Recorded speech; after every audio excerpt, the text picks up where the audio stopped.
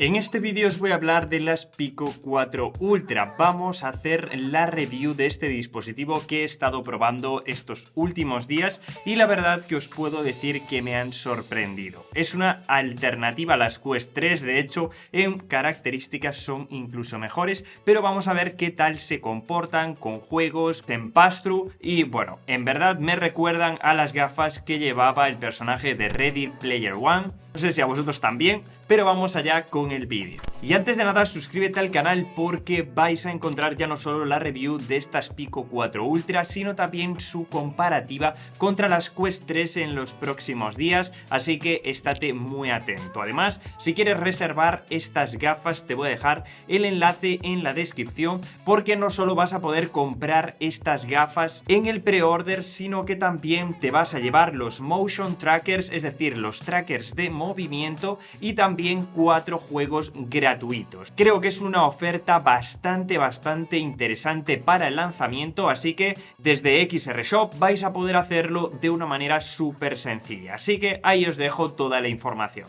Pero vamos allá con este visor de Pico porque en el unboxing ya encontramos cosas interesantes. Simplemente tendremos aquí, una vez abrimos la caja, nuestras gafas VR, pero también tenemos los dos mandos que han sido rediseñados, luego os hablaré un poquito más, 2 cordones para estos mandos, 4 pilas AA que ya están incluidas y luego tendríamos el cable de datos que también lo tenemos por aquí, separador de gafas, esto es interesante por si queremos crear un poquito más de espacio, la guía rápida, la guía de usuario y la guía de seguridad y garantía que lo tenemos por aquí. Y luego, como os decía en el unboxing, tenemos los motion trackers, es decir, los traqueadores de seguimiento. Estos, si compráis el visor en el pre-lanzamiento, vais a poder tenerlos de manera gratuita ya dentro de todo el pack. Es súper recomendable si queréis tener un seguimiento de todo vuestro cuerpo, ya que obviamente se colocarán en los pies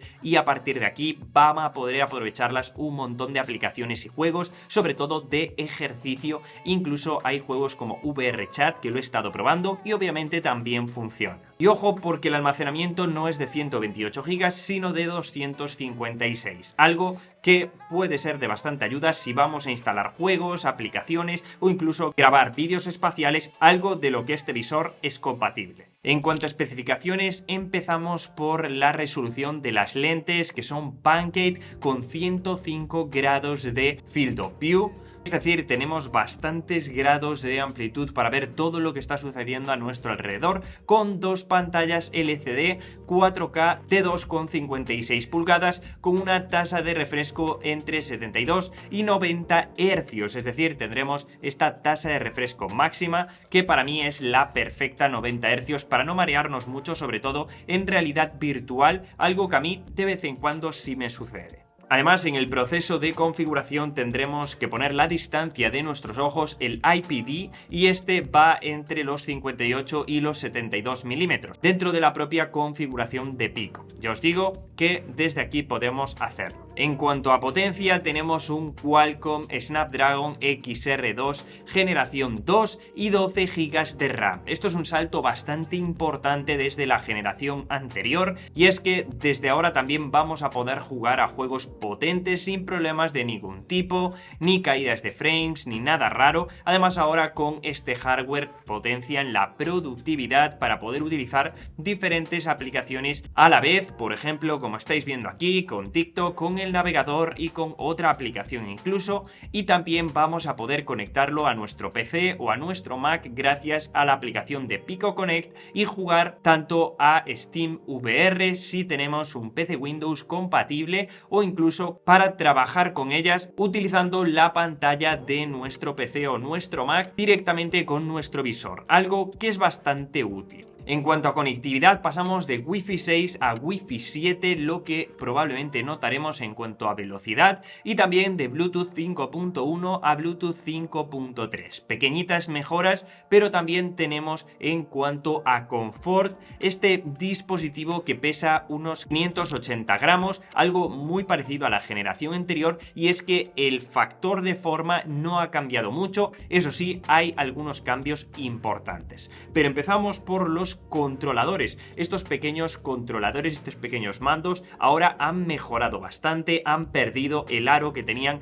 antes esta parte de aquí y ahora son mucho más pequeñitos. Tienen el botón de captura de vídeo, siguen conservando los mismos botones que a mí me gustan mucho y los utilizo bastante, y ahora ya no solo pesan menos, sino que son bastante más cómodos. Pero nos vamos al visor, porque tiene un cambio importante en el frontal. Como sabéis, antes solamente teníamos una cámara, ahora tenemos dos cámaras de 32 megapíxeles que nos van a ayudar ya no solo a sacar fotos y vídeos espaciales, sino también al pass-through. Y es que ahora ha mejorado bastante el pass-through y vamos a poder disfrutar de experiencias en realidad mixta de una manera con muchísima más calidad. Y es que el pass-through, del que os hablaré más adelante, ha mejorado bastante. Eso sí, para el refrigeramiento correcto del dispositivo tenemos rendijas en la parte superior y en la parte inferior. Esto va a hacer que el dispositivo no se caliente tanto en sesiones largas, por ejemplo, de juegos VR. En cuanto a botones, seguimos teniendo el botón de encender y apagar en la parte lateral, y en el mismo sitio en la parte superior tenemos el de subir y bajar volumen, algo que es bastante cómodo, sobre todo para hacerlo de una forma rápida y que no interfiera mucho en nuestra forma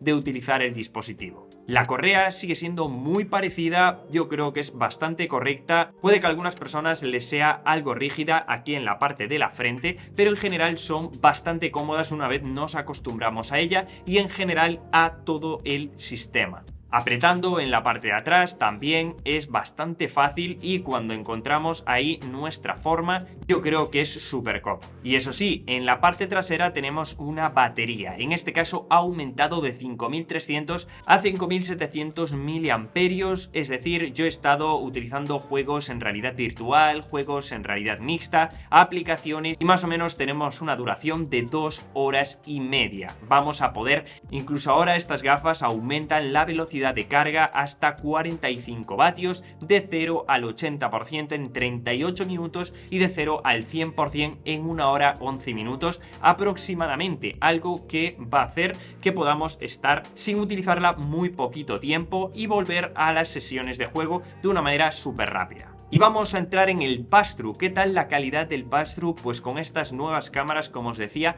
ha aumentado bastante la calidad de este dispositivo. Dos cámaras de 32 megapíxeles, ya no distorsiona tanto como la versión anterior. Podemos incluso mirar nuestro dispositivo móvil y vamos a leer sin problema todo lo que está dentro cuando estamos viendo nuestra realidad. Sí que es cierto que no es lo mismo, obviamente, le queda por mejorar un poquito, pero seguimos viendo nuestro entorno en una muy buena calidad y sobre todo para jugar a juegos de realidad mixta. Aquí estáis viendo el Infinite Inside, que lo he estado probando, súper juego de puzzles, o incluso el Angry Birds en modo realidad mixta, y la experiencia ha sido muy buena, ya que el entorno en el que estaba jugando se veía bastante realista y sin prácticamente distorsión. También tenemos seguimiento de manos. Este es un seguimiento que yo no suelo utilizar mucho, pero si no tenemos los mandos cerca o incluso hay juegos que requieren de este seguimiento de manos, vamos a poder aprovecharlo al máximo, pero al fin y al cabo esto es algo que supongo que es normal. Y nos vamos a estos traqueadores de seguimiento. Son súper sencillos de utilizar, simplemente los ponemos ahí en nuestros tobillos a la misma altura, y aquí en el propio visor tenemos una aplicación que se encarga de sincronizarlos. Una vez los encendemos, colocarlos